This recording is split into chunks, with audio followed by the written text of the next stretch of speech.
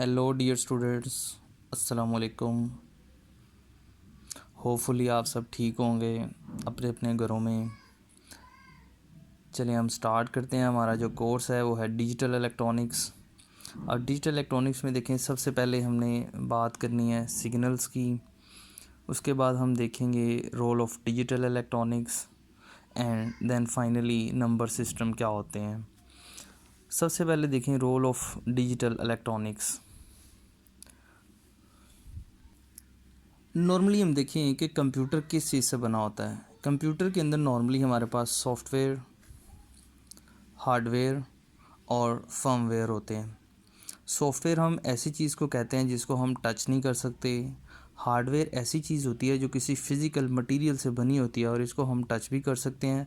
Firmware जो हैं वो हार्डवेयर और सॉफ्टवेयर के इन बिटवीन होते हैं। सो हम बात करते हैं हार्डवेयर की। तो हार्डवेयर किस चीज़ से बना होता है? हार्डवेयर बना होता है सिलिकॉन चिप से, या जिसको हम इन शॉर्ट आईसी या इंटीग्रेटेड सर्किट कहते हैं। अब देखें, इंटीग्रेटेड जो सर्किट है ये किससे बना होता है? ये सेमीकंडक्टर मटेरियल से बना होता है। आईसी जो है ये सेमीकंडक्टर मटेरियल, जो हमने एनालॉग इलेक्ट्रॉनिक्स के कोर्स में लास्ट टाइम देखा था कि ये पी टाइप या एन टाइप मटेरियल्स होते हैं। अब पी टाइप और एन टाइप मटेरियल से हमने देखा था कि हम डायोड बना सकते हैं, उससे हम ट्रांजिस्टर बना सकते हैं। इस कोर्स में हम देखेंगे कि डायोड और ट्रांजिस्टर से मिल के क्या बनते हैं, लॉजिक गेट्स। और इन गेट की मदद से हम आईसी या कोई फंक्शन इंप्लीमेंट करते हैं, और इसी फंक्शन से हम क्या बनाएंगे, आईसी या कोई फंक्शन, और इस आईसी से पूरे का पूरा क्या बनेगा, कंप्यूटर का हार्डवेयर। सो इसमें हमने देखना है कि कंप्यूटर का हार्डवेयर कैसे अपनी मर्ज़ी के मुताबिक या अपनी ज़रूरत के मुताबिक डिज़ाइन किया जा सकता है। उसके बाद हम देखते हैं सिग्नल्स को। सिग्नल जो है ये नॉर्मली 4 तरह के हो सकते हैं। कंटिन्यूस सिग्नल हो सकता है, डिस्क्रीट सिग्नल हो सकता है, एनालॉग सिग्नल हो सकता है, या डिजिटल सिग्नल हो सकता है। ये फर्स्ट टाइप का सिग्नल देखें। अब इसमें इंटरेस्टिंग बात यह है कि ये एक्स एक्सिस पे भी कोई भी वैल्यू अटेन कर सकता है और वाई एक्सिस पे भी कोई भी वैल्यू अटेन कर सकता है। ऐसे सिग्नल को हम कंटिन्यूस सिग्नल कहते हैं या कंटिन्यूस टाइम सिग्नल कहते हैं। अब ये जो हमारे पास सेकंड टाइप का सिग्नल है, this is a discrete signal. Discrete signal में देखें कि एक्स, या अगर मैं इसको टाइम एक्सिस कह दूँ तो ये टाइम में क्या है, डिस्क्रिटाइज। मतलब मुझे इस पॉइंट पे वैल्यू का पता है, इस पॉइंट पे वैल्यू का पता है, इस यहाँ पे वैल्यू का पता है, लेकिन हमें इन दो पॉइंट्स के दरमियान वाई की क्या वैल्यू थी इसके बारे में कोई भी इल्म नहीं है। जैसे फॉर एग्ज़ाम्पल हमारे पास एक डिवाइस है, वो डिवाइस क्या करता है कि 1 मिनट बाद टेम्परेचर बताता है। सो हम उस टेम्परेचर को 1 मिनट बाद नोट करेंगे, इतना 22 डिग्री हो गया। फिर फॉर एग्ज़ाम्पल 1 मिनट बाद चेक करेंगे, वो 23 डिग्री हो गया। सो इन 1 मिनट के दरमियान कितना टेम्परेचर था इसके बारे में हम नहीं बता सकते। ऐसे सिग्नल को हम डिस्क्रीट सिग्नल कहते हैं। ये जो थर्ड टाइप का सिग्नल है, this is the analog signal. ठीक है, इसमें एक्स में भी कुछ वैल्यूज़ हो सकती हैं और वाई में भी कोई भी वैल्यूज़ आप ले सकते हैं। ये जो लास्ट टाइप का सिग्नल है, जो हमारे ज़्यादा इंटरेस्ट का सिग्नल होगा, that is a digital signal. इसको स्टोर करना, इसको प्रोसेस करना इंतहाई ज़्यादा आसान है। और तकरीबन कंप्यूटर के अंदर जो हम आम कंप्यूटर या मोबाइल जो इस्तेमाल करते हैं, वहाँ पे जो भी सिग्नल होते हैं वो मोस्टली सिग्नल जो है वो डिजिटल सिग्नल होते हैं। लेकिन ये बात आप याद रखें कि जितने भी रियल टाइम सिग्नल होते हैं, जिसमें एक्चुअल सिग्नल होता है, वो हमारे पास कंटिन्यूस या एनालॉग सिग्नल होते हैं। सो एक्चुअल सिग्नल या कंटिन्यूस होगा या एनालॉग होगा। जैसे मैं बोल रहा हूँ, मेरी आवाज़ प्रोसेस हो रही है, सो मेरी आवाज़ का जो असल सिग्नल है वो कंटिन्यूस या एनालॉग सिग्नल होगा। In general that is a continuous signal. लेकिन जब हमने उसको कंप्यूटर में स्टोर करना है मेरी आवाज़ को, तो मेरी आवाज़ कंटिन्यूस सिग्नल के तौर पे स्टोर नहीं होगी।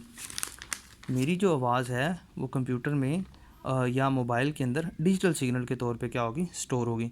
डिजिटल सिग्नल को स्टोर करना, प्रोसेस करना, इसको मैनिपुलेट करना इंतहाई ज़्यादा आसान है एज़ कम्पेयर टू एनालॉग या कंटिन्यूस सिग्नल।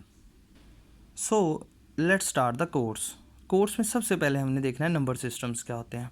सो हमने आम तौर पे जो अभी तक हम नंबर पढ़ते रहे हैं तो वो ज़्यादातर होते हैं डेसिमल नंबर, जैसे 500, 200, 500 व्हाट्सएवर जो भी है। लेकिन यहाँ पे जो नंबर सिस्टम हम देखेंगे, सबसे पहले हमारे पास बाइनरी, फिर octal, decimal and the hexadecimal. ठीक है, सो ये चार हमारे पास नॉर्मली जो है वो नंबर सिस्टम इंट्रोड्यूस हुए हैं। अब इन नंबर सिस्टम में इंटरेस्टिंग बात क्या होगी, सो इन नंबर सिस्टम में देखें, ये जो बाइनरी है इसकी बेस जो है वो 2 होगी, ऑक्टल की बेस जो है वो 8 होती है, और डेसिमल की बेस जो है वो 10 होती है और हेक्साडेसिमल की बेस जो है वो 16 होती है।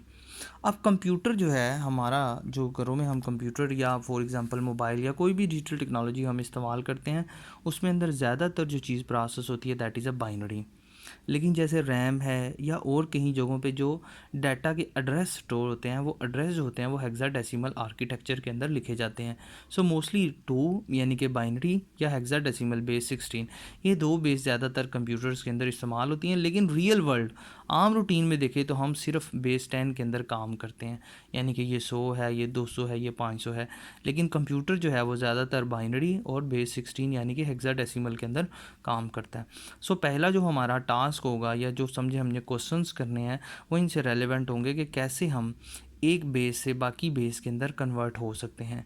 सो इनके जो मेथड हैं वो तकरीबन सब के क्या होंगे, सेम, बस थोड़ी सी टेक्निक्स या कैलकुलेशंस क्या होंगी, डिफरेंट होंगी। तो सबसे पहले हम देखते हैं कि हमने डेसिमल को बाइनरी में कैसे कन्वर्ट करना है। सो इसके हमारे पास डिफरेंट मेथड हो सकते हैं, मतलब हम एक से ज़्यादा मेथड इस्तेमाल कर सकते हैं। लेकिन जो सबसे आसान या सिंपलेस्ट मेथड है that is a long division method. So first हम देखते हैं कि लॉन्ग डिवीजन मेथड के थ्रू हमने डेसिमल नंबर को बाइनरी में कैसे कन्वर्ट करना है। So let's take an example कि हमारे पास एक नंबर है 22 बेस 10, इसको बाइनरी यानी कि बेस 2 में कैसे कन्वर्ट करना है। सो हमने इसको करना है लॉन्ग डिवीजन मेथड से। सो लॉन्ग डिवीजन मेथड में इसको कैसे करेंगे कि ये आप एक डिवीजन बना लें, इसको कन्वर्ट करना है 22 को, तो 22 को इधर रख लें और 2 पे हमने डिवाइड करना है, तो 2 इज़ हेयर।